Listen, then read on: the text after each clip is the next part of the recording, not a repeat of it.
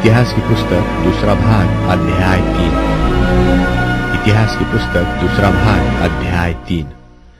तब सुलेमान ने यरूशलेम में मोरियह नाम पहाड़ पर उसी स्थान में यहोवा का भवन बनाना आरंभ किया, जिसे उसके पिता दाऊद ने दर्शन पाकर यबूसी ओरनान के खलिहान में तैयार किया था।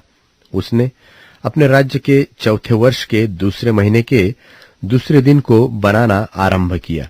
परमेश्वर का जो भवन सुलेमान ने बनाया उसका यह ढब है, अर्थात उसकी लंबाई तो प्राचीन काल की नाप के अनुसार 60 हाथ और उसकी चौड़ाई 20 हाथ की थी, और भवन के सामने के ओसारे की लंबाई तो भवन की चौड़ाई के बराबर 20 हाथ की थी, और उसकी ऊंचाई 120 हाथ की थी।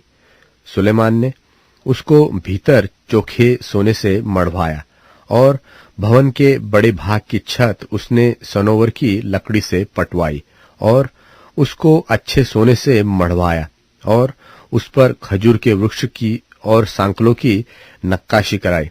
फिर शोभा देने के लिए उसने भवन में मणि जड़वाए, और यह सोना परवैम का था। और उसने भवन को अर्थात उसकी कड़ियों, देवड़ियों, भीतों और किवाड़ों को सोने से मढ़वाया और भीतों पर करूब खुदवाए। फिर उसने भवन के परम पवित्र स्थान को बनाया। उसकी लंबाई तो भवन की चौड़ाई के बराबर 20 हाथ की थी, और उसकी चौड़ाई 20 हाथ की थी, और उसने उसे 600 किक्कार चोखे सोने से मढ़वाया, और सोने की किलो का तौल 50 शेकेल था, और उसने अटारियों को भी सोने से मढ़वाया। फिर भवन के परम पवित्र स्थान में उसने नक्काशी के काम के 2 करूब बनवाए, और वे सोने से मढ़वाए गए।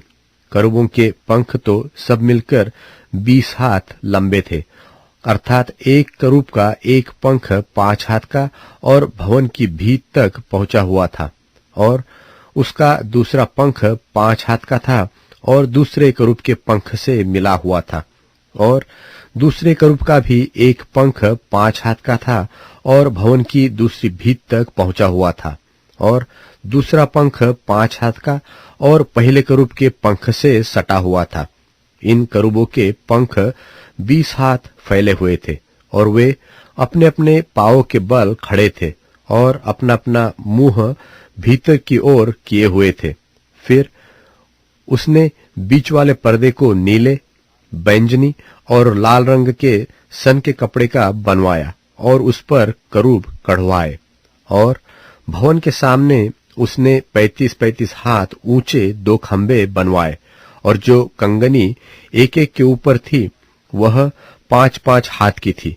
फिर उसने भीतरी कोठरी में सांकले बनवाकर खंभों के ऊपर लगाई, और 100 अनार भी बनाकर सांकलों पर लटकाए।